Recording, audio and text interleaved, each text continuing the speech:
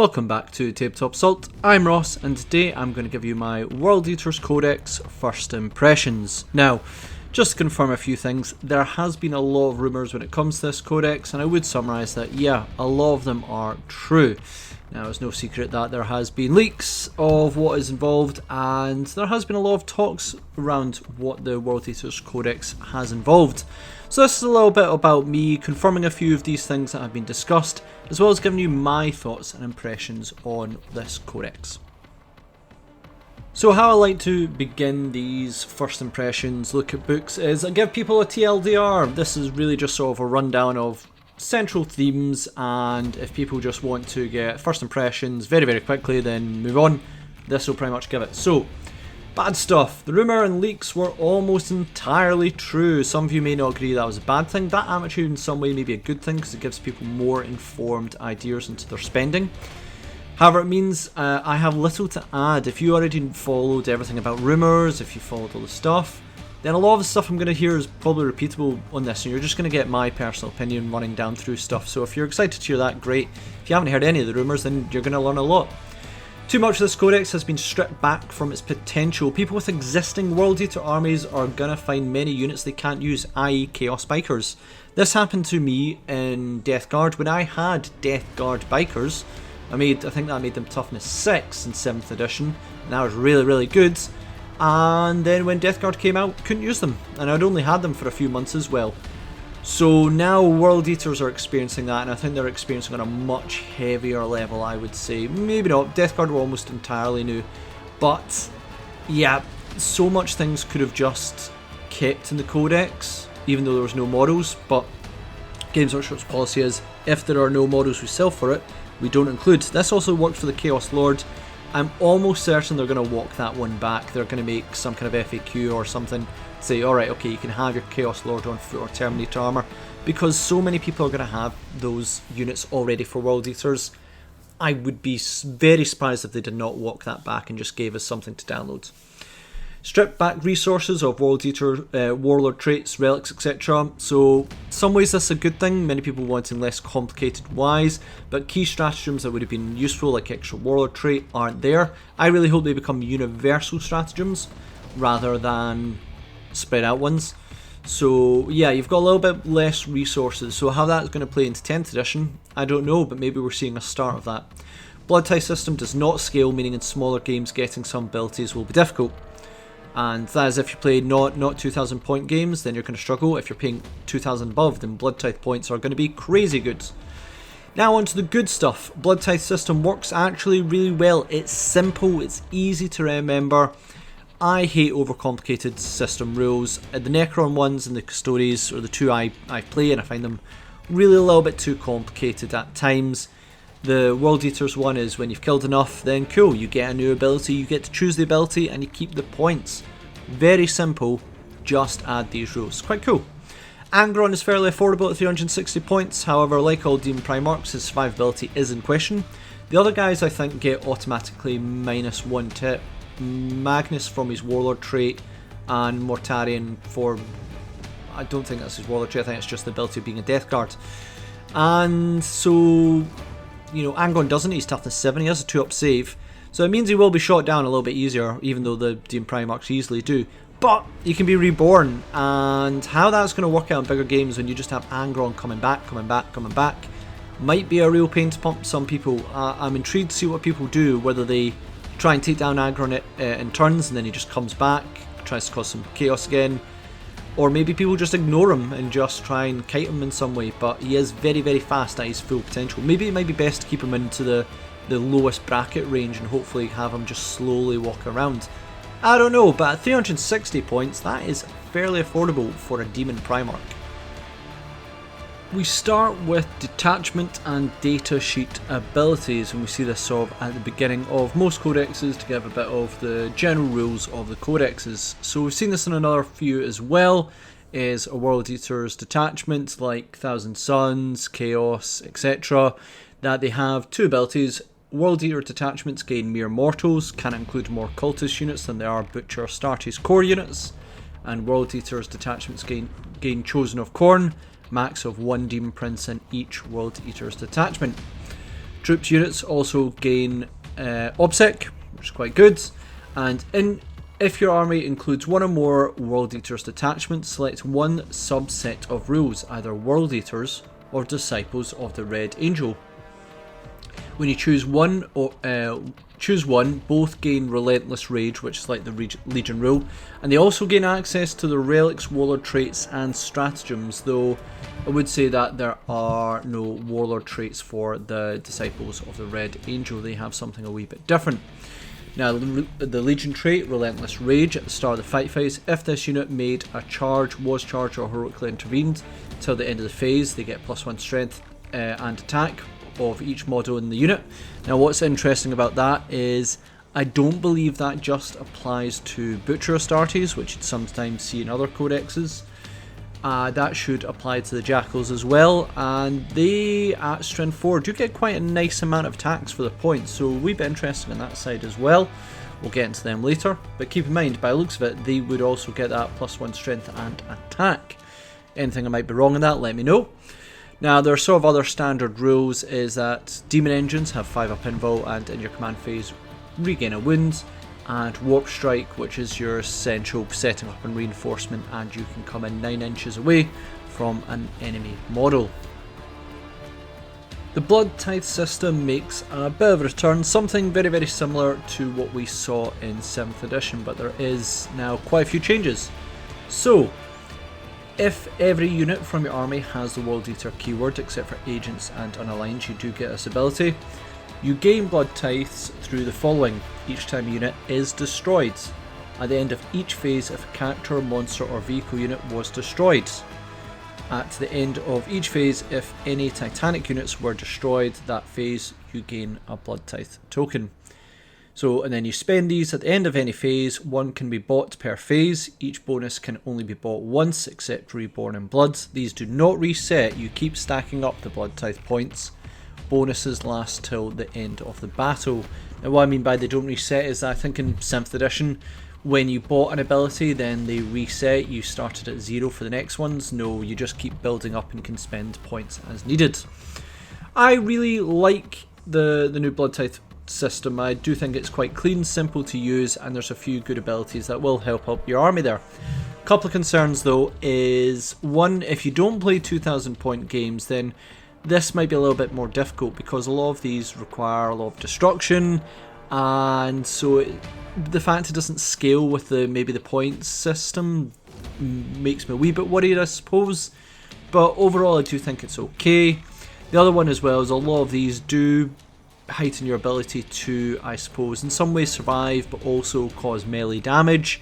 And this army really does not struggle for melee damage, but I suppose making it more efficient is also quite welcome. And with Armour of Contempt not being a thing, a couple of few boosts are also welcome as well. So what are some of the abilities you can spend on this? We have Spiteful Nullification, which is 2 Blood Tithe points.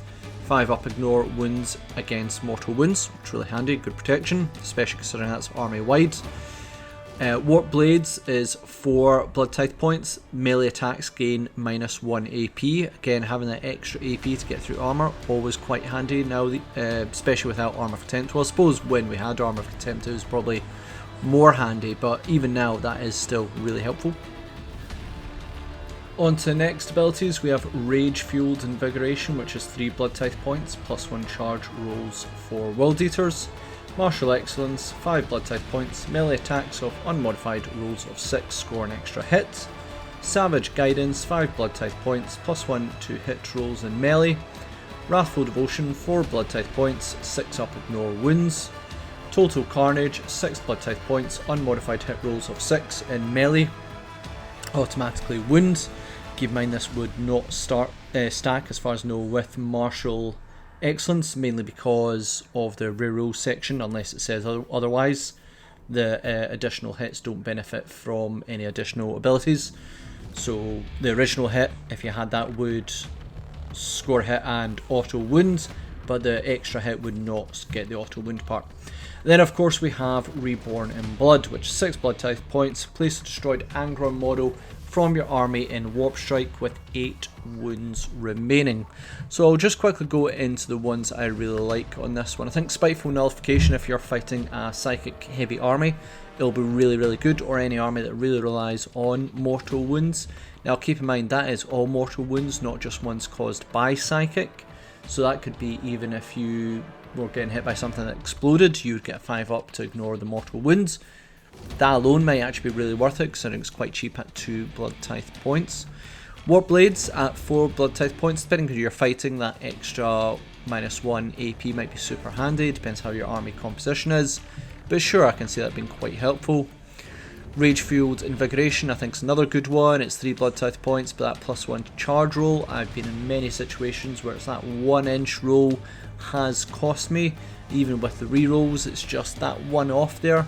So I think for 3 Blood Tithe points, that's really well put.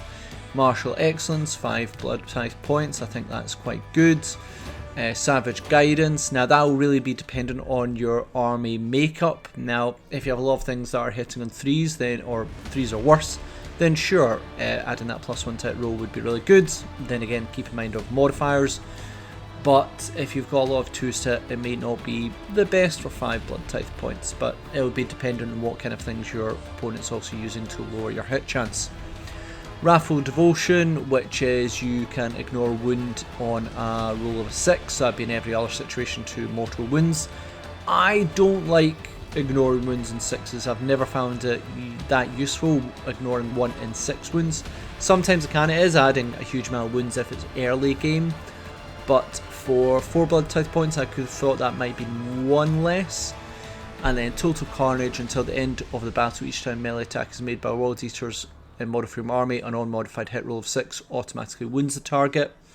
Depends how many dice we're throwing. I suppose we're going to be throwing a lot in melee with World Eaters, looking at the stats initially. We're getting that +1 charge. So yeah, this one seems okay, but when you're thinking it's about a 16% chance of an auto wound, because it's 1 in 6, then yeah, it seems okay. Maybe that could have been 5 Blood Tithe points, I would have been a little bit happier. And then of course, Reborn in Blood is the big one that we're talking about when it comes to Angron. You can keep coming back, real pain nuisance. There's going to be ways people are going to field him to maximise the use of this, to be kind of like a continuous bully unit. Considering how he alone actually count when he's destroyed, should account for roughly about 2 of those Blood Tithe points, provided your opponent, let's say, destroys him and maybe another vehicle, when that would hopefully be 4, it's only going to be 3 because if they're destroyed in the same phase. You get what I mean on that one. But simply put, he is almost refunding a third of his bring back to the field already.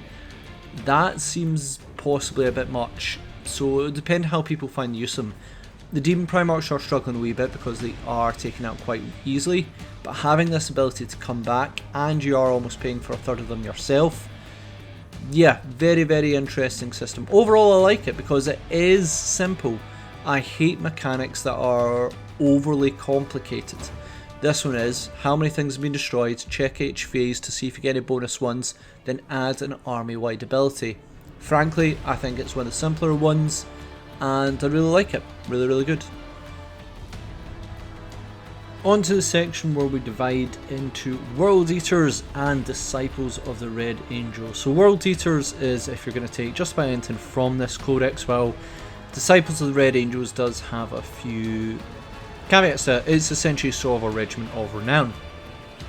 Now the other thing that is interesting in this is that each of them only have either 3 relics, 3 warlord traits and 8 stratagems, with the Disciples of the Red Angel being a little bit different. So what do I think that means going forwards? One thing I think is that I've thought for a while that there's too much bloat when it comes to relics and warlord traits, that many of them, when you get a codex, usually about a quarter of them are not that useful, or extremely situation and completely overpowered by other relics or warlord traits. You'd almost ask, why would you even take them?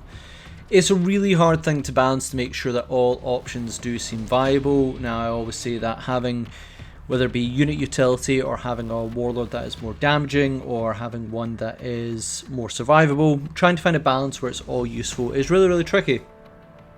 I just feel there was too many going out, and a lot of them were just not getting used. So getting them simplified here might seem like a good idea, but you've also got to make sure that all of them are usable and useful. And in this codex, I'd probably say that isn't the case, but I still think it's maybe moving in the direction where they need to realise that is the case.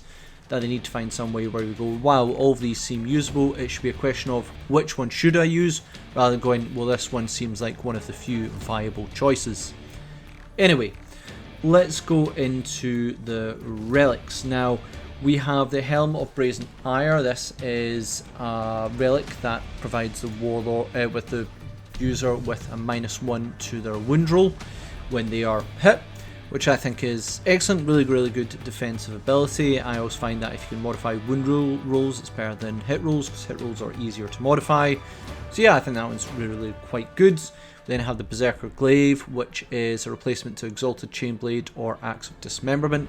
Has the following profile: is a melee weapon, +2 strength, -3 AP and 2 damage. In any unmodified rolls of 6, score 2 additional hits. Now, a lot of fun. I'd probably say that is, you're looking at you're only really getting 1 additional attack. If, let's say you're rolling with 6 attacks, you're essentially going to get 7 hits, because you should in theory get 1 6, 1 1. That one takes over one of those auto hits. So yeah, I think it's just too situational for me. You're going to get those times where you just never seem to land an unmodified roll of a 6. Then you're going to get other times when you roll 4 6s. It's going to look great. Bit too situational for me. I prefer steady ones that are solid rules that almost always work on a situation, such as the Helm of Brazen Ire. Next one is Talisman of Rage, which in the command phase you select 1 World Eaters core unit within 9 inches, and until the next command phase, melee attacks with unmodified hit rolls of 6 auto wound. So yeah, handy bonus for early in the game, but possibly wasted later on, because there is a Blood Tithe ability that does the same thing for nearly your whole army. So I find spending a relic on that one when you've got rules that are overlapping is kind of a waste there as well. Now on to the warlord traits. We have Favour of Kharne. In your command phase, if this warlord is on the battlefield, you gain 1 Blood Tithe point. I think that one is very situational again. It comes down to what do you value more, 1 command point or the chance at extra Blood Tithe points. I think depending on the game you're running, you might just be having loads of Blood Tithe points, and you might not need additional ones, versus command points are almost always useful. So I'm leaning towards keeping the command point, because we are still paying command points for warlord traits and relics. True Berserker, which is each time melee attack is allocated to this warlord, half the damage of that attack, rounding up. I think it's absolutely excellent. Again, damage mitigation, really handy for keeping your big hitters there. If you maybe put that along with the Helm of Brazen Ire, you're going to have a real tough nut to crack. That could be really good on your Lord on Juggernaut or on your Demon Prince. Both could be absolutely excellent, so yeah, really good. Then we have Battle Lust, which is this warlord is eligible to perform a heroic intervention if it's within 6 inches horizontally and 5 inches vertically of any enemy unit. Each time this warlord does make a heroic intervention, they can move 6 inches. And then at start of the fight phase, if this warlord is within engagement range of an enemy unit, it can fight first that phase. I think the fight first is really good. I think both those is actually quite good. Again, situational. The heroically intervene is one of those things that will be quite useful in situations, and fight first is always something handy to have to really make a shock for your opponent if they're a melee army as well. If they're not a melee army, then I feel this is going to be quite wasted. When I look at these lists of relics and warlord traits, I do sort of lean towards the defensive ones, Helm of Brazen Ire and True Berserker. I just see them stacking up survivability, just maybe possibly giving you extra phases, possibly even battle rounds with your characters. On to the stratagems for World Eaters, we have Red Butchers. Now this one probably really disappoints people because they wanted to actually have Red Butcher models, Terminators dedicated to the insanity of Kharne, and generally are well suffering from the Butcher's nails, and instead of getting it as stratagem like we kind of did before, a little bit different to before, but I think people are generally a little bit disappointed by us, but who knows what the future might hold. Anyway, Stratagem is 2 command points used in this fight phase on a Terminator 8-bound unit. When they fight, add 1 to their damage of each attack. This could be devastating. That could be really, really good. Certainly that the Terminators, I won't show their data sheet because they're largely the same, except I believe they just get 1 extra attack base, including their, then you include their accursed weapons, then you include their Legion trait. Yeah, they can get a lot of attacks, and a lot of them can be damage 1 with accursed weapons, but if you make them damage 2, including any other weapons, that can really, really rack up. So, depending, I don't know if you'll be taking big blobs of Terminators. Armor of Contempt would have really, really helped make that decision, but now it's a little bit, because their survivability has gone down a little bit, it's maybe a little bit harder to justify, but still, that can make them absolutely devastating in the amount of damage they can perform. May have liked this to maybe have scaled a wee bit, so if you had maybe more than, if you had 5 or more models, it was 2 command points, between 1 and 4, it might have just been 1. I don't know on that side, but yeah, I think there could be solid situations that's going to be excellent. Gory Dismemberment, 1 command point, used in the fight phase when a core or character model fights. Each time a model in the unit fights and rolls an unmodified wound of 6, inflict mortal wounds in addition to normal damage. Maximum of 6 mortal wounds can be inflicted. For one command point, that is excellent. I think that is really, really good. Even if you can get, it's a reliable way to maybe get 3+ mortal wounds off. You will find that maybe you're fighting some big characters or something, or generally units that are a bit tougher to bring down. They might have really good invul saves. Adding those 6 mortal wounds will really help scrape away a couple of those models. So yeah, I think that's actually a really great one for 1 command point. I've seen other abilities, I think early in the edition when you saw it could be capped out to maybe 3 mortal wounds, and I thought it was not quite worth it. I think 6 seems to be a really nice point for that. Skulls for Skull Throne, 1 to 2 command points, used when an enemy warlord is destroyed in melee by a World Eater's character. Select 1 or both benefits. Gain 2 additional Blood Tithe points, or your character gains 1 to advance and charge rolls for the rest of the battle. 1 command point for 1 benefit and 2 command points for both. Again, getting additional Blood Tithe points depends how the battle is going for you. That'll be situational. The +1 to advance and charge rolls, I'm not really bored by the advance so much, but the charge rolls does seem nice. Adding that to the Blood Tithe ability that already gives you +1 to your charge rolls means you're getting roughly +2. It just means you could cascade moving forward, and if you get that for 1 command point, that could be kind of worth it. Scorn of Sorcery, 1 command point, using your opponent's psychic phase, and after any deny the witch attempts, if the psychers win 24 inches of a World Eater unit, roll a d6, and on a 4+, it is denied.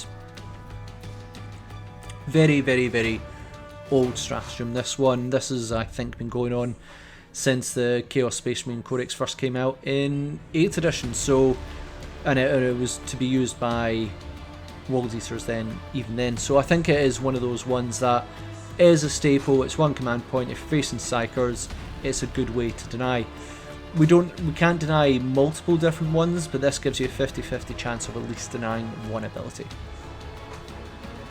Next lot of stratagems, we have Blood Frenzy, which is 1 or 2 command points used in the fight phase when an enemy fights. Choose core unit.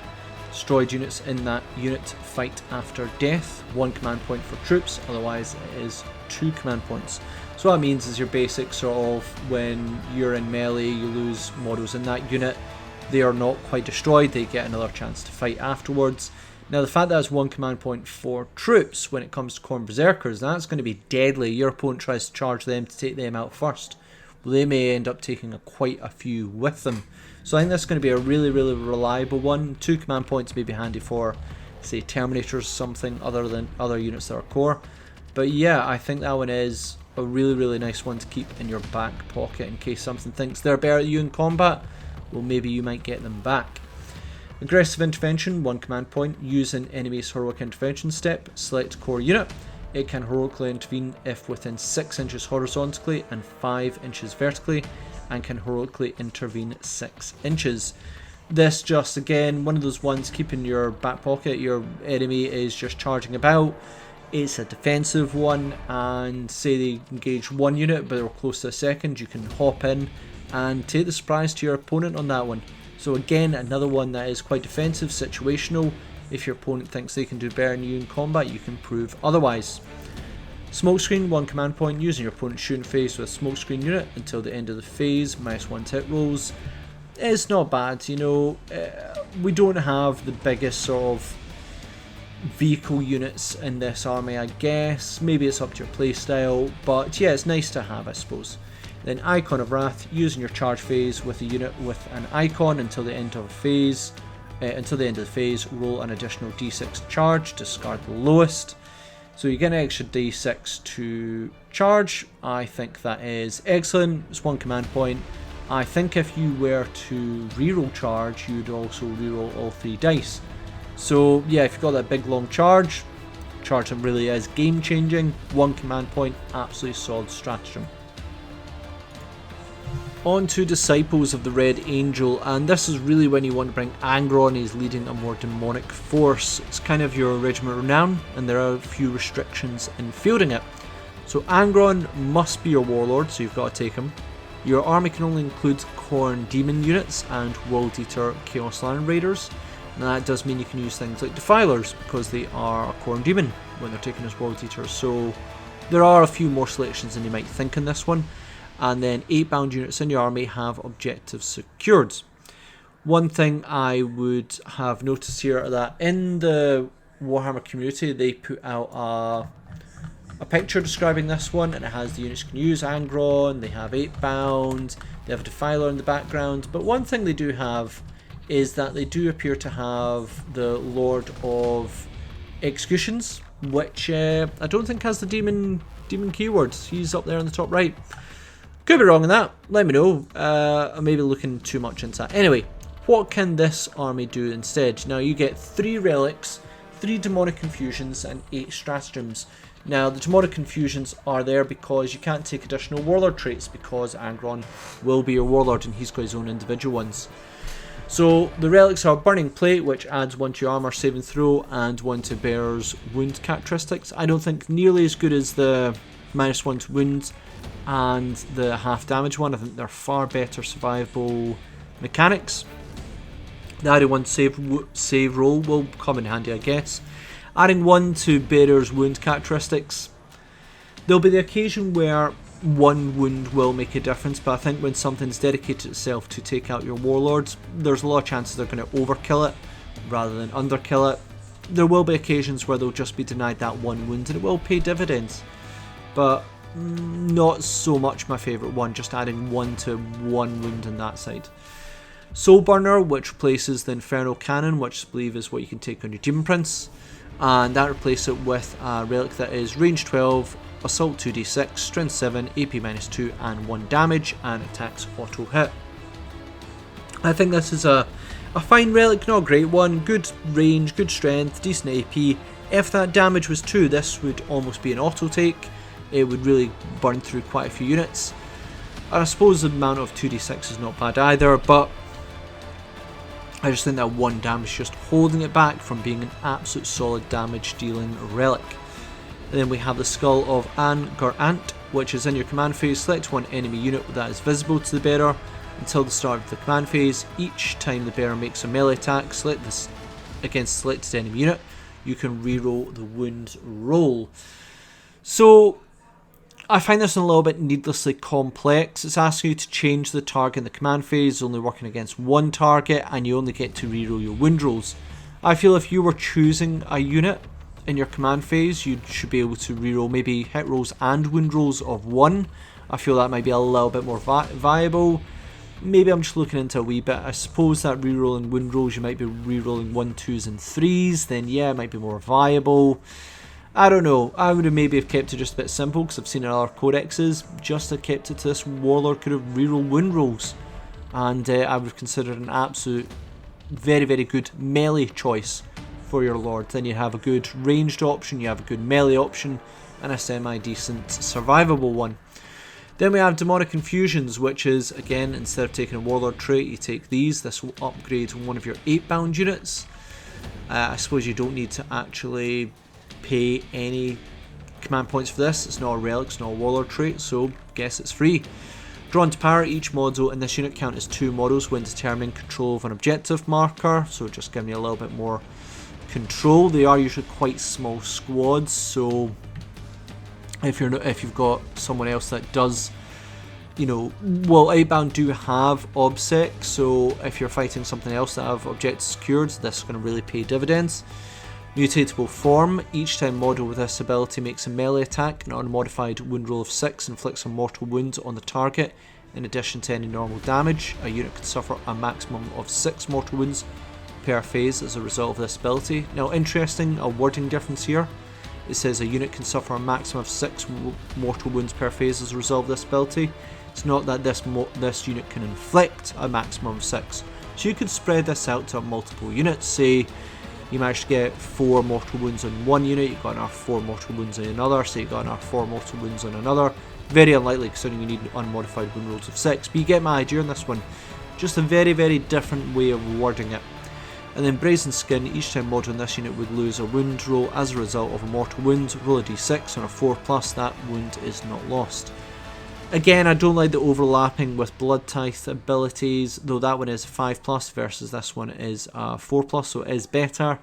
Ultimately to these I am edging towards mutable form. That's just a handy way of getting some really good mortal wounds out there, so, and you're not paying anything for it, and you can maybe spread them out, so a big squad of 8-bound could really see quite a big advantage with that. So yeah, I really do like the mutable form.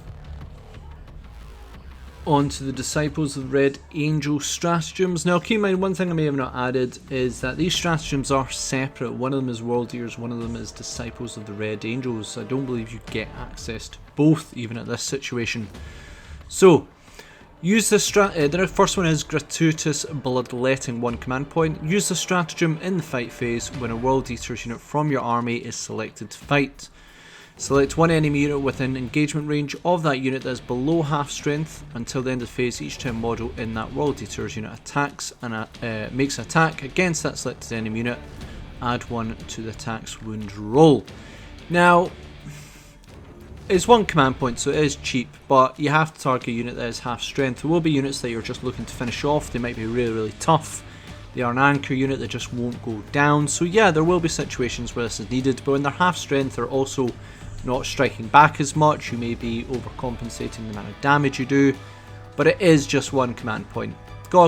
Because it's probably got that restrictions on it. If it didn't have it, it'd be a bit like the Chaos Space Marine Thousand Suns one, where it's just straight up +1 to wound. Having these restrictions explains why it is 1 command point, but half strength stuff, I'm not sure if I'm entirely pleased by that, because usually by that point a lot of units will be just about decimated already. Not always, but situational. Blood Scent, 1 command point. Use a stratagem in your opponent's movement phase when an enemy unit is within engagement range of an 8-bound unit from your army and they fall back. After that enemy unit has finished the move, select one 8-bound unit from your army that was within engagement range of that enemy unit at the start of the phase. The selected unit can immediately consolidate, and when it does so, each model in that unit can move up to 6 inches instead of 3. That is crazy good. Your opponent tries to get away and then you just end up catching them again. It's a really good stratagem, maybe a little bit cheap at 1 command point. When it's a 6-inch move like that, there'll be people trying to get away and they just simply can't, because you're just going to end up in engagement range with them again. Not always, but yeah, that might be the case. So yeah, really crazy good stratagem, that one. 1 command point is a bargain, especially if your opponent tries to get away. Furious Surge, 1 command point. Use this stratagem in your opponent's shooting phase after an enemy unit has finished making its attack.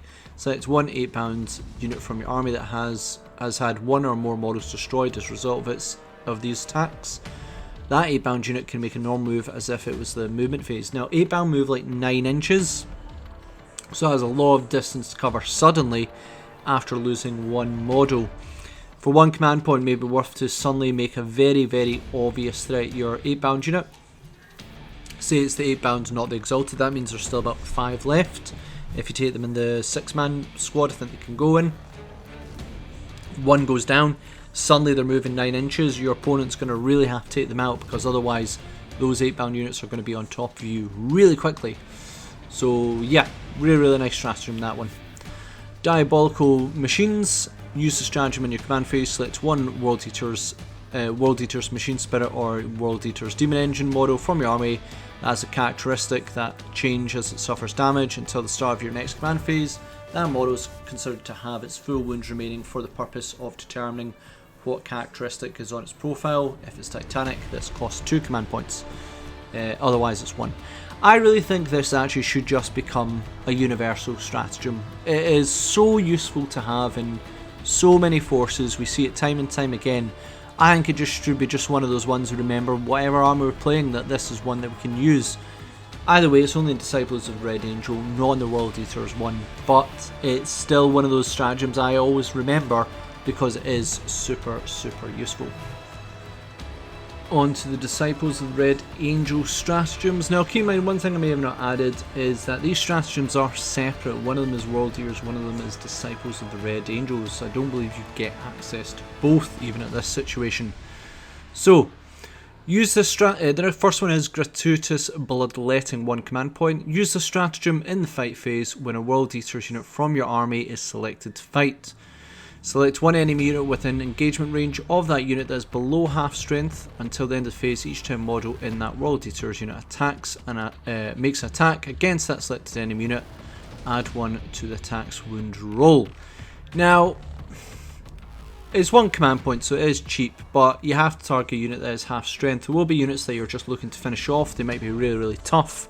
They are an anchor unit that just won't go down. So yeah, there will be situations where this is needed, but when they're half strength, they're also not striking back as much. You may be overcompensating the amount of damage you do, but it is just 1 command point. Because it's probably got that restrictions on it. If it didn't have it, it'd be a bit like the Chaos Space Marine Thousand Suns one, where it's just straight up +1 to wounds. Having these restrictions explains why it is 1 command point, but half strength stuff, I'm not sure if I'm entirely pleased by that, because usually by that point a lot of units will be just about decimated already. Not always, but situational. Blood Scent, 1 command point. Use a stratagem in your opponent's movement phase when an enemy unit is within engagement range of an 8-bound unit from your army and they fall back. After that enemy unit has finished the move, select one 8-bound unit from your army that was within engagement range of that enemy unit at the start of the phase. The selected unit can immediately consolidate, and when it does so, each model in that unit can move up to 6 inches instead of 3. That is crazy good. Your opponent tries to get away and then you just end up catching them again. It's a really good stratagem, maybe a little bit cheap at 1 command point. When it's a 6-inch move like that, there'll be people trying to get away and they just simply can't, because you're just going to end up in engagement range with them again. Not always, but yeah, that might be the case. So yeah, really crazy good stratagem, that one. 1 command point is a bargain, especially if your opponent tries to get away. Furious Surge, 1 command point. Use this stratagem in your opponent's shooting phase after an enemy unit has finished making its attack. Select one 8-bound unit from your army that has had 1 or more models destroyed as a result of these attacks. That 8-bound unit can make a normal move as if it was the movement phase. Now 8-bound move like 9 inches, so that has a lot of distance to cover suddenly after losing 1 model. For 1 command point, it may be worth to suddenly make a very obvious threat your 8-bound unit. Say it's the 8-bound, not the Exalted, that means there's still about 5 left. If you take them in the 6-man squad, I think they can go in. 1 goes down, suddenly they're moving 9 inches, your opponent's going to really have to take them out, because otherwise those 8-bound units are going to be on top of you really quickly. So yeah, really nice stratagem, that one.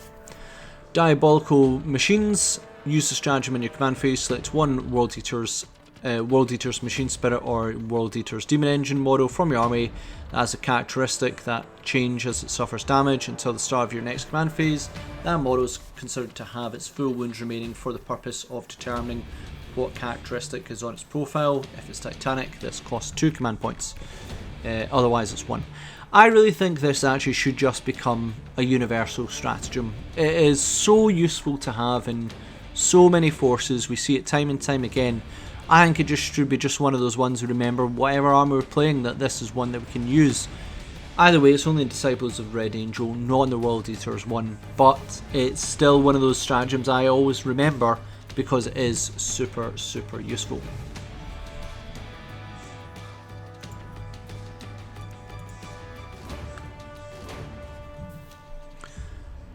Apocalyptic Frenzy. Use this stratagem in the movement phase. When a World Eater's unit from your army is selected to advance, do not make an advance roll. Instead, you just add 6 inches to the move characteristic. Very, very handy. Simple, I like it. Very, very handy for 1 command point. Violent Dismemberment. Using this stratagem in the fight phase. When a World Eater's unit from your army destroys an enemy unit until the end of this turn, unit gains the following ability. Violent Dismemberment Aura. While an enemy unit is within 6 inches of this unit, subtract 2 from leadership characteristic of models in that unit. Subtract 1 from combat attrition taken from that unit. It's really one of those sort of morale phase ones that you're going for. It's 1 command point. If you really want to try and morale bust an opponent, this will probably work out quite well. Causing extra damage, again situational, but not one I would look down upon because it is so cheap. Terrifying Assault. Use this stratagem in your charge phase when you select an enemy unit as the target of a charge made by a World Eater's unit from your army. Select one of those enemy units. The enemy unit cannot fire, overwatch, or set to defend. In the subsequent fight phase, each time model in that enemy unit makes a melee attack, subtract 1 from melee hits. So that's a very interesting one. It's very cheap at 1 command point, and considering that you're getting both these benefits, that seems really nice. Though can't fire, overwatch, or set to defend is fine. That is something that I would not really consider if you had to choose between both these, but the -1 to hit might be really worth it because the opponent might decide to try and intervene. Say you have Angron in one force, and then you have a big unit of Berserkers in another one, and then they go, okay, I'm going to fight with Angron first. They intervene to try and take out your Berserkers. If you have this already activated on that unit, then they are suffering -1 to hit. It means they're going to have to think twice about it. So one of those ones that really works quite good as defensive ability for your World Eaters. Or let's say you're going to charge Thousand Suns with all their Warp Flamers. Well, suddenly they're not overwatching and that unit is toast. Yeah, certain situations, that's going to be great. Bloodthirsty Determination, 1 command point. Use a stratagem in your charge phase when a selected World Eater unit from your army to charge. Till the end of this phase, you can ignore any or all modifiers and charge rolls made for that unit. I don't find we have as many modifiers charge rolls as we think. I know there's a few, I believe that there are in a few codexes, but not as many as that might worry you.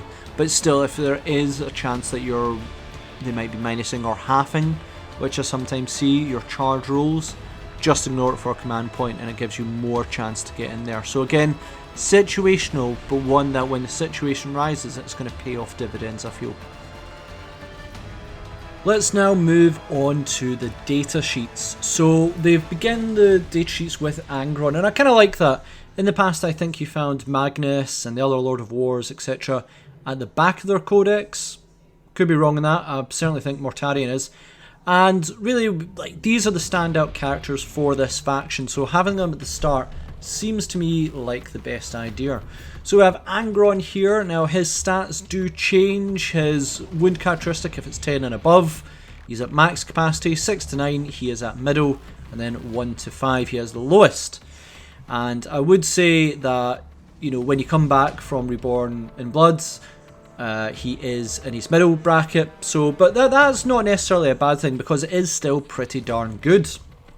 Now, his movement is 16, 12, then 8, so it deteriorates. That 16 is massive. It will ensure that if you get first turn, he will be leaping across the board like no tomorrow, so very good. 8 is a bit of a hit, but certainly even the 12 is quite good for mobility as well. Weapon skill, bliss skill 2+, as you kind of expect. Strength 9 is an interesting one, because even with his Legion trait bringing him to 10, then plus an R5 from his weapon, he's only strength 15. Versus, I'm pretty sure Mortarion and Magnus can get up to 16. So that's a little bit disappointing. I mean, some for the heavier stuff he is going to struggle, wounding on 3s instead of 2s. Now, I could be wrong on that, let me know. Is there a way to get him to strength 16? But yeah, I'm not a big fan of that. Toughness 7, which I think all the Demon Primarchs should be toughness 8, with maybe Mortarion being toughness 9. But nevertheless, he is toughness 7. Wound characteristic 18, his attacks deteriorate from 12 to 10 to 8, that is simply fantastic. I believe some of the other Demon Primarchs start in a region of 8 attack, so he is already at his weakest, kind of at the top there. Leadership 10 and a 2+ save, which is fantastic.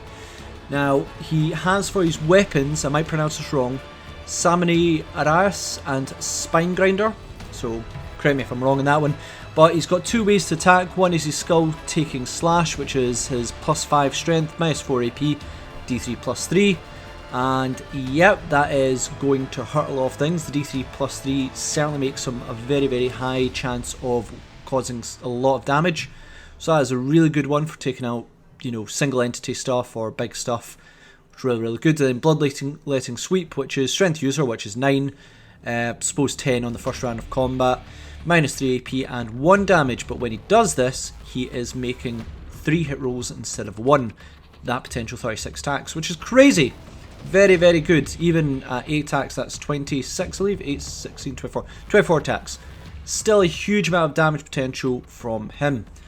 He has Lords of the Arena in command phase. Select a World Eaters core character within 6 inches. They reroll hit rolls. That's kind of your Primarch ability. And a 4-up invul save. In the command phase, you can also choose from the Wrathful Presence a different ability to give. So select one, and this model has the ability until the start of the next command phase. We have Infectious Rage, which is an aura. While friendly World Eaters core units within 6 inches of this model, add 1 to attack characteristics of models in that unit. Glorious Bloodletting, while another friendly World Eater unit is within 6 inches of this model, each time model in that unit makes a melee attack, reroll the hit roll of 1. And Righteous Slaughter, which is an order, while a friendly unit is within 6 inches model, it cannot fall back. So what do I think of this? Well, firstly, I think the most useful one is probably going to be Glorious Bloodletting. From wording, I believe that even he would benefit from it as well, the reroll 1s, because it's all friendly World Eaters, and he is a friendly World Eater. And I just think the potential for that one, because there's no limitations, is really, really good. The Infectious Rage for an extra attack, but only to core units, you'd really have to be numbered with a lot of models around you, or at least units with models, to get the best advantage of that. Because they're core, that makes it a bit limited as well. There are a lot of core units in this that you're likely to take, so possibly that might be better because of overwhelming amount of attacks. Righteous Slaughter, while a friendly unit is within 6 inches model, they cannot fall back. That one's really good as well. Well, actually, I would probably say it's not so good. Now, the reason for that is that if you activate in your command phase and you're the one charging, you'd hope that you're absolutely going to annihilate stuff. Now, it could be the case of, if you're not going to annihilate everything and maybe you consolidate into another unit, this would be really good because it means Angron would not be able to be shot back. So there is tactical advantage of that one. But equally, if it is your command phase, you're already in combat with something. Because of protracted combats, you should be striking first in the protracted combat phase. So, yeah, I think he would pretty much destroy anything that came by. So, it's a tricky one. I'd probably actually like Glorious Bloodletting and Righteous Slaughter the most. Infectious Rage, I think, is just with core keywords. Depends on how many units and models you've got around you. That's my opinion on that one, but we'll see what people say. And then he has a Warlord trait, which, if he is the Warlord, which generally he has to be unless there's another model with the same ability, then you choose which one of those Warlords you can take. Now, that is a bit of a disadvantage because there are other models in this book, well, one in particular has a fantastic Warlord trait, which you'd love to take, but you won't be able to get access to it because of Angron, and there's no ability to take secondary Warlord traits available, so a little bit disappointed in that one. Anyway, his Warlord trait is the Red Angel aura. While an enemy unit with the objective secured ability is within 6 inches of the Warlord, it loses this ability. Now, this would be good if Angron had objective secured so that he stops units from doing so, but he doesn't, and as far as I know, he only counts as 1. So again, this is another one where you need other units around you with OBSEC or something to really capitalise on. But in general, of the Warlord traits, not the strongest, but there might be things I'm missing on there that I might be mistaken on. Either way, for his points of 360, I think that's not bad, mainly because of the Reborn in Blood. You can bring him back, and considering he counts for a third of the points needed when he's destroyed to bring him back, that is really strong. And if he just keeps coming back in battle rounds, really threatening your enemy in late games, suddenly rushing objectives that they were going for, that can make Angron a real pain. Just nice to some that's 360 points. He's not going to really threaten the shooting or psychic phase, but in combat he will be an absolute beast.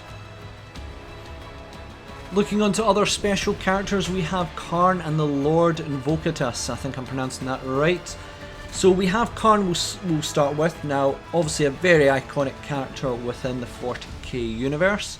He has 140 points, movement 6, bliss skill and weapon skill 2+, strength 6, toughness 4, wounds 6, attacks 9, leadership 9 and a 2+ save. He has Kharne's plasma pistol, which is 12-inch pistol, strength 8, -3, 2 damage, no way to overheat, which is quite nice. Then Gorechild, which is a melee weapon, strength user, -4 and 3 damage. He also has Sigil of Corruption for 4 up invul, Legendary Killer Aura, which essentially allows all World Eater core units within 6 inches of this model, each time model that unit makes an attack, reroll wound rolls of 1. Very, very nice. Works kind of like was a lieutenant there. And the Betrayer, at the end of the fight phase, if there are any other friendly units within 3 inches of this model, roll a d6 and on a 1, select one of those units and the unit suffers a 2 mortal wounds. He also has a Warlord trait. If he is the Warlord, each time this Warlord is selected to fight, if there are 6 or more enemy models in 3 inches of this Warlord until those attacks have been resolved, add d3 attacks to your Warlord's attack characteristics. So in terms of that Warlord, I'm not too impressed by. It relies on you having more units around you, and it's a random roll. I feel if it was 6 or more models, it should just be a straight up 3 extra attacks, rather than it being random. Then I'd be considerate, but even then, it's not the strongest one I'd consider anyway. But however, he is not lacking in attacks. 9 attacks with a strength 3 weapon that essentially on the first round of combat he will be usually striking at strength 7. That is quite devastating against anything that isn't the most toughest of opponents. He is going to have a grand old time just ripping stuff apart. So that's really, really good. I mean, damage 3, just a reliable way to get it, is fantastic. The problem is at 140 points he's moving at 6 inches. He's very, very slow, and that might work to his detriment in some way. It'd be nice to go along with some Berserkers, but they've got abilities to essentially move forward a little bit quicker as well, while he seems to be a little bit lacking behind. If that mobility was higher, or ways for him to be more mobile, I'd certainly put him up there. I think he's an absolute deadly character, really, really terrifying. 9 attacks, my goodness. But I just feel that it'll depend. I would like to see 140 points is a lot to spend on a 6-inch moving character. But if he gets in combat with someone, they're going to be making a lot of saves from the danger that he has. Moving on, we'll look at the new Lord Invocatus. So again, this is one of our new special characters. Been mentioned in the lore before, I believe. Which is really, really cool to see that. And I really like having more special characters come available to factions or updated ones. I really like what Games Workshop has done recently, really, really updating those characters and stuff. So delighted. Anyway, what has he got? So he's 160 points, he's movement 12, weapon skill, bliss skill 2, strength 6, toughness 6, 8 wounds, 7 attacks, leadership 9 and a 2+ save. He also has a bolt pistol, but not too worried about that. He has Coward's Bane, which is a melee weapon, strength user, -3 and 2 damage. Each time an attack is made with this weapon, invul saves cannot be made. Now without Arm of Contempt, that may actually be a much bigger thing than we expect it to be. That's getting through invuls. And damage 2, not bad. Not as good as Kharne's damage 3, but I would never say no to damage 2. And he is kind of the same where he is striking at strength 7 in the first round of combat. He's also got the Juggernaut's Bladed Horns, which is a melee weapon. Strength user, -2 and 1 damage. And he gets 3 additional attacks with this weapon as well. Which again, at strength 6, 1 damage, -2. Really, really good. Essentially bringing him up to 10 attacks. But again, not as damaging on the damage part as Kharne. He does have 4 up invul save, and he has Leading the Charge, which is while a friendly World Eaters core units within 6 inches of this model, each time that unit is selected to make a move or advance to the end of the phase, add 2 to the move characteristics of models in that unit. That is surprisingly really good when you think about it. It's making Berserkers up there to, I think, 8-inch movement. I think at the moment they are only 6-inch movement. They are only 6-inch movement, but we'll get to them. Making them 8-inch movement, and some of the other ones I think it's making them movement 11 with the 8-bound. I believe they are movement 9. Yeah, they're movement 9, so that's 11-inch movement. Suddenly they're going to be scurrying across the field. I don't know whether I would actually prefer just like reroll 1s to it or reroll wounds, but I do believe there is big advantages in that. But the other part that makes him very, very good is that he has a Warlord trait, Roads of the 8 Bloody Steps. At the start of the first battle round before the first turn begins, you can select up to 2 friendly World Eaters core units with 9 inches of this Warlord. This unit and the select units each make a normal move. That is crazy good, and if it wasn't for Angron having to take his Warlord trait if he appears, then this guy's almost an auto take for that alone, because if you get first turn, he moves 12 inches before the first battle round, and then he can move another 12 inches in his own movement phase, and suddenly you've covered 24 inches, and this guy's straight in the front line. But take him along with, let's say, any of the 8-bounds. Now, I don't know in the first round if they're within 6 inches. Does his aura work before the first battle round? I'm not entirely sure, but if they did, and I need to check rare rules and that, it would be an 11-inch movement. Then if he's still nearby, another 11-inch movement. Suddenly these guys are in your front line. Along with, if you want to go with Berserkers, there's the chance that that'll be moving really fast. Essentially, this can provide a turn 1 massive drop that would really be quite terrifying. So some consider there 160 points. I think he's absolutely solid, whether you take him with a line of big troops or something. Yeah, it's just a shame that if you take Angron, you're essentially losing out on that Warlord trait, because that Warlord trait is a first turn movement thing, really offers a bit of board control, it offers a lot of threat on your opponent. It's really, really solid. I think there's going to be a bit of discussion between taking Angron or the Lord of Invocatus, because Angron offers a lot of 360 points, but that initial first turn threat could really destabilise a foe before you know it. Solid unit. I think both of them are quite good. I edge far more towards Lord of Invocatus because of his mobility and his Warlord trait, but Kharne with that amount of damage to the attacks is nothing to look down upon. We now have the Demon Prince and Lord on Juggernaut. So can we consider these two new models? I think we can. The new Demon Prince is out, and obviously we have the Lord and Juggernaut. A lot of people really excited about Lord and Juggernaut, and I truly believe it is a massive mistake not having Berserkers on Juggernauts. Tinfoil hat here, I think that they must have them in production. Must do. What a cool way to have a Lord leading a cavalry of these guys and Berserkers riding upon them. It's too much of a no-brainer not to have them in the range, and I believe that maybe in the future we'll see them, or at least I really, really hope so. Anyway, let's talk about these units here. So we have the Demon Prince. Now, the World Eaters Demon Prince, 130 points, plus 35 points for wings. Movement 8, weapon skill, bliss skill 2+, strength 8, toughness 6, wounds 8, attack 7, leadership 10, and 3+ save. Inferno Cannon is 24 inches, heavy 3, strength 5, -3, 2 damage. Really solid way to pick away a few Primaris Marines or Marines in general. He has the Demon Axe, which is +2 to his strength, -2 AP, and 3 damage. Really solid there. Hellforged Sword, which is +1 attack, -3 AP, and 3 damage. And the Malefic Talons, strength user, -1, 2 damage. Each time the bearer attacks, it makes 1 additional attack with this weapon. So of the weapons, I am kind of leaning towards the Hellforged Sword.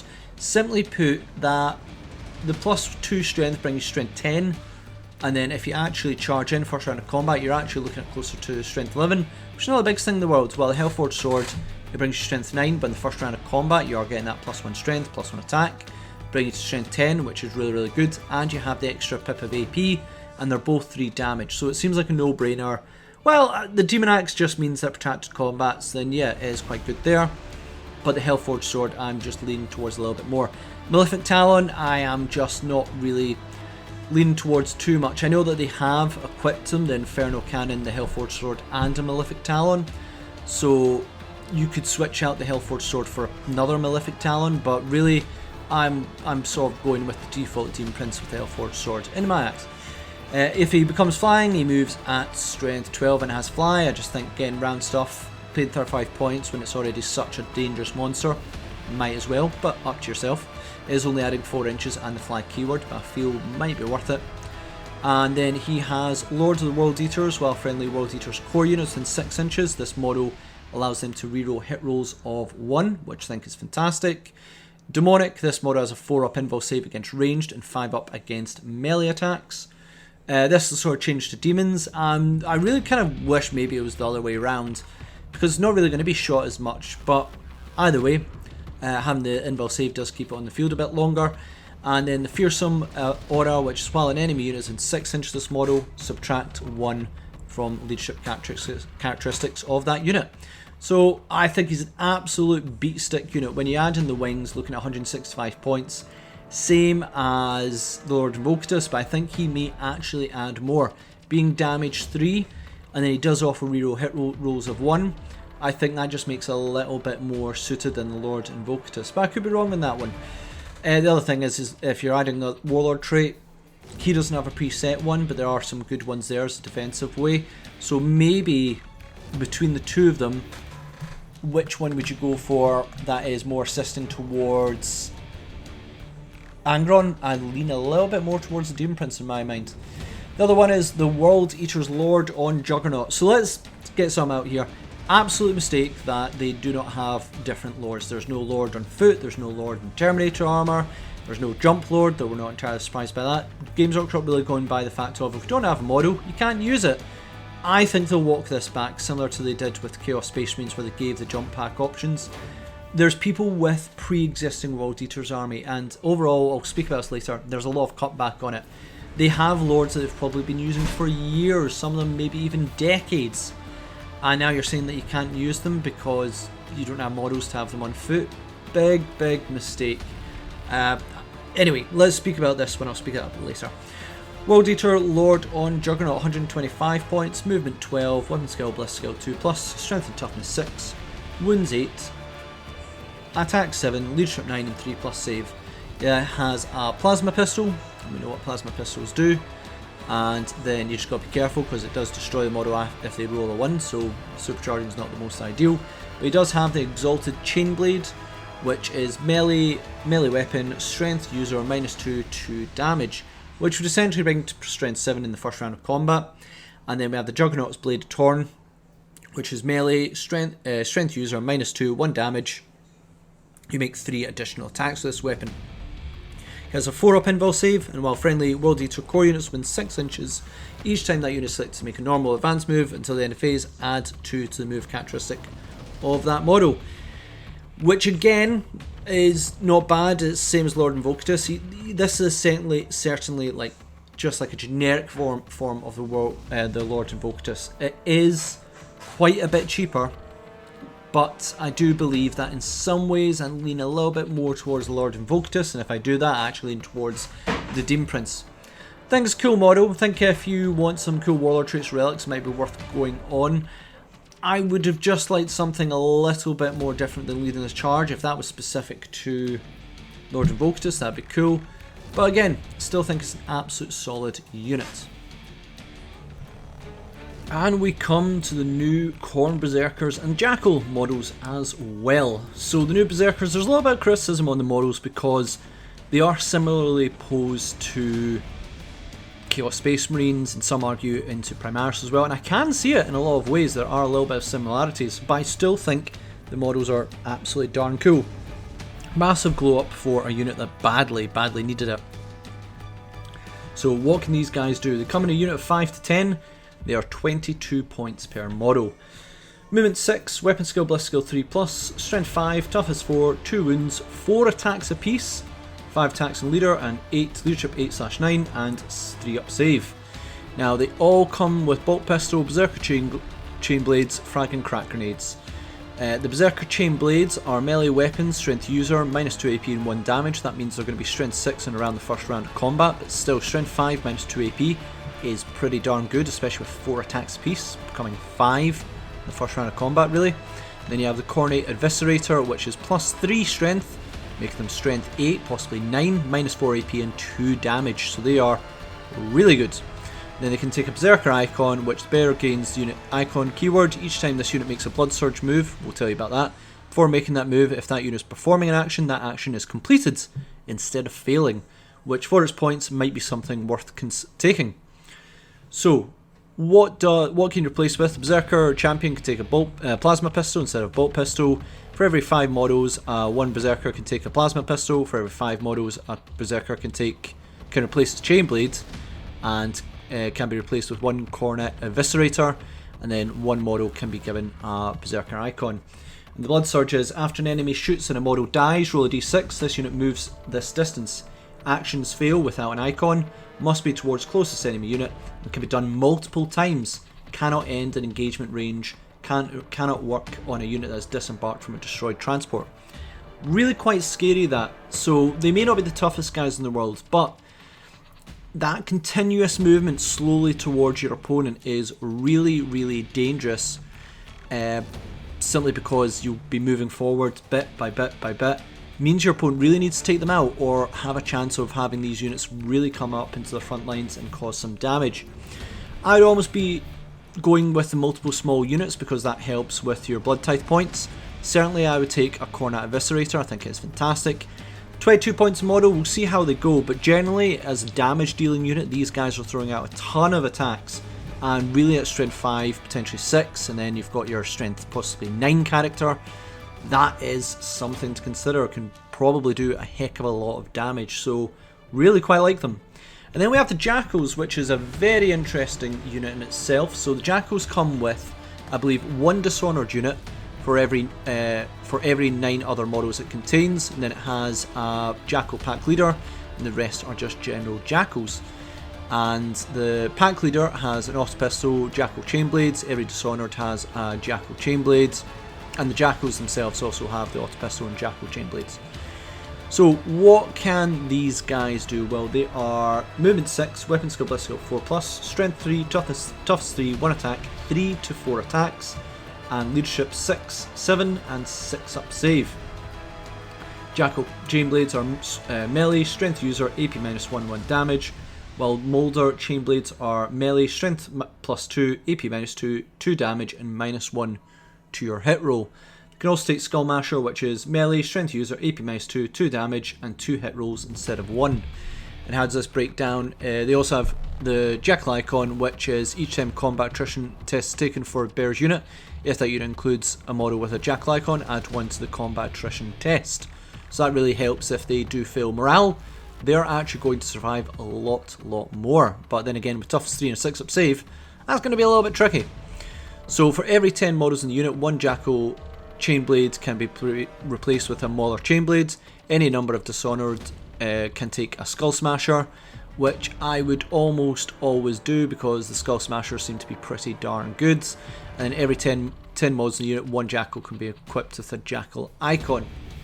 And then they have their Jackal Stims, which essentially once per battle when this unit fights, suffer D3 mortal wounds and they get +1 strength to the end of the phase. Though I believe they do get the Legion trait, so they should be getting +1 strength and +1 attack. Usually you would see a limitation, but really in the Legion trait I think these guys do get it. Correct me if I'm wrong on that one. It doesn't say you need to be a Butcher Astartes to benefit from the Legion trait from what I saw, so that's really good.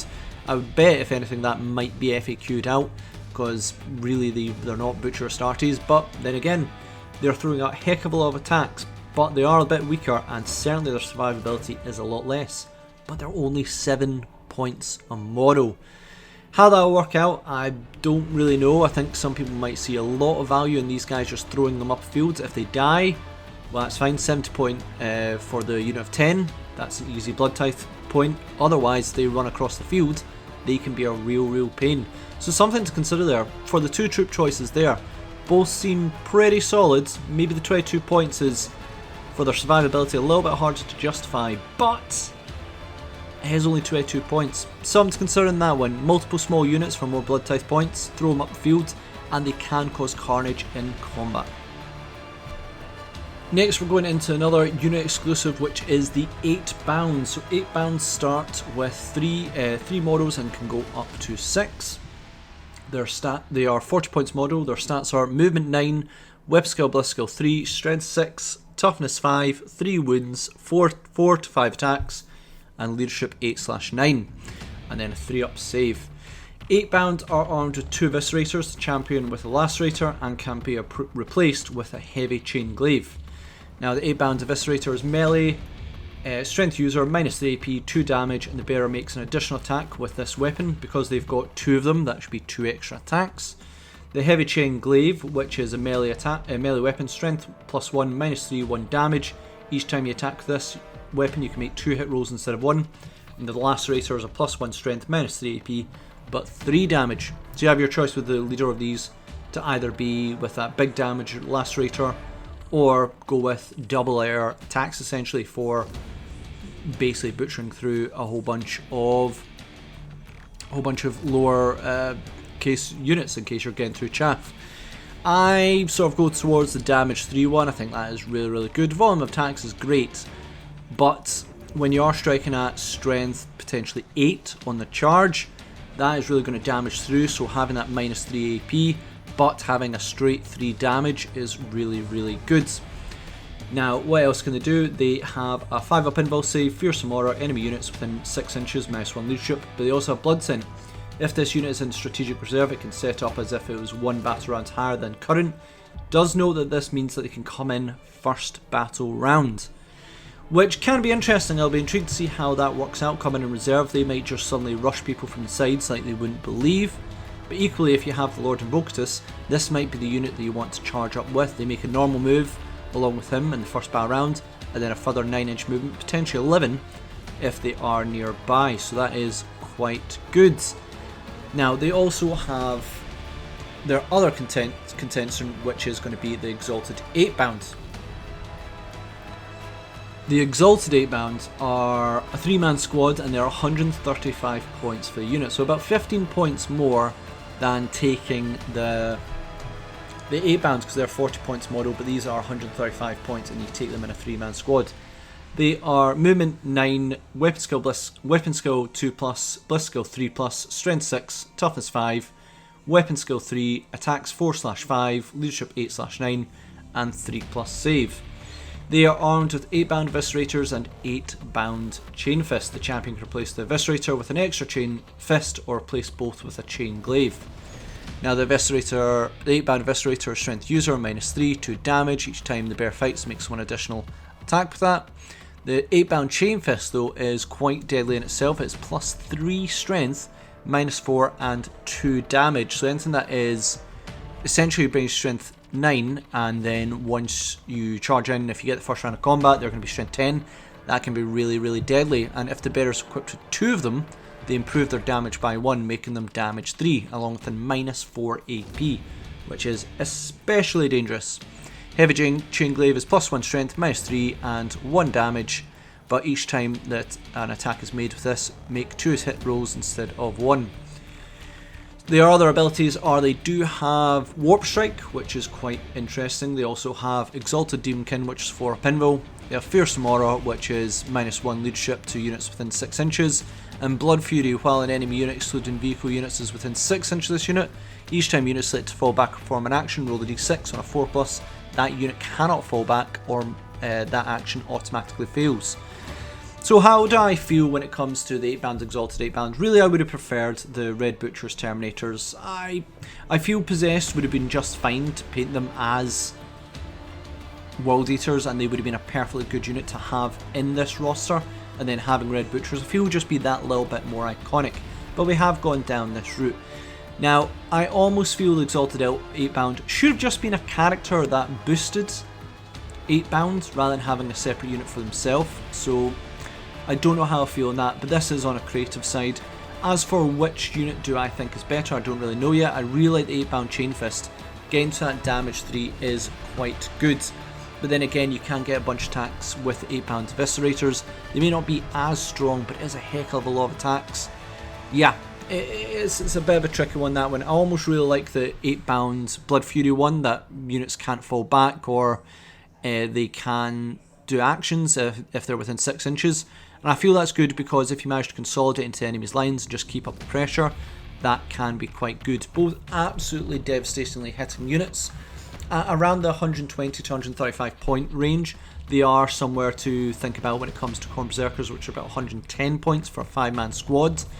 But then again, only the 8-bound have core versus Exalted 8-bound, who do not have core, so there's a few things to go on that side as well. I'm really excited to hear what people think when it really comes down to these units.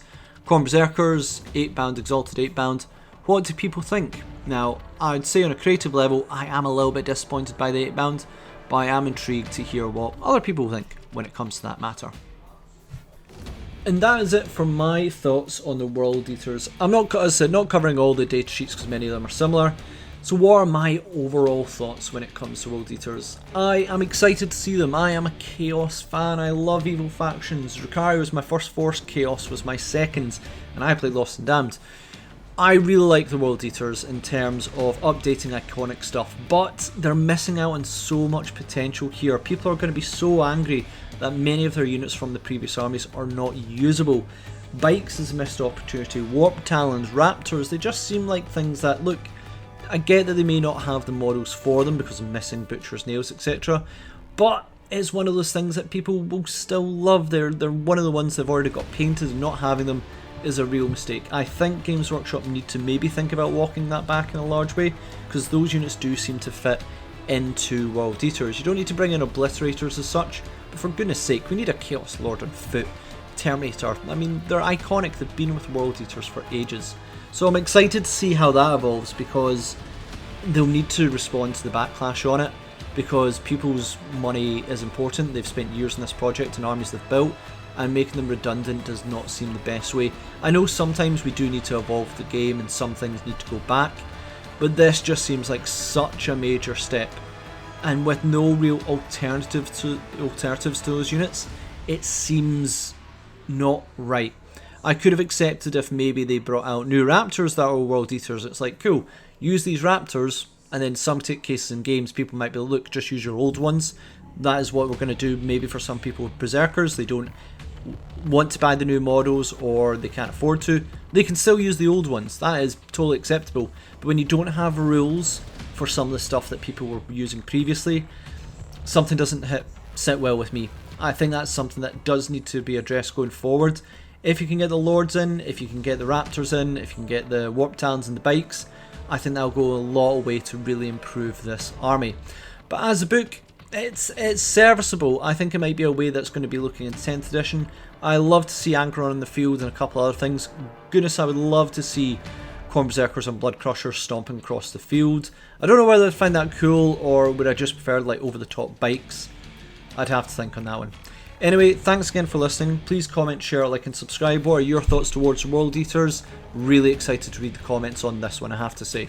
And I'll see you on our Tabletop Assault Battle Report.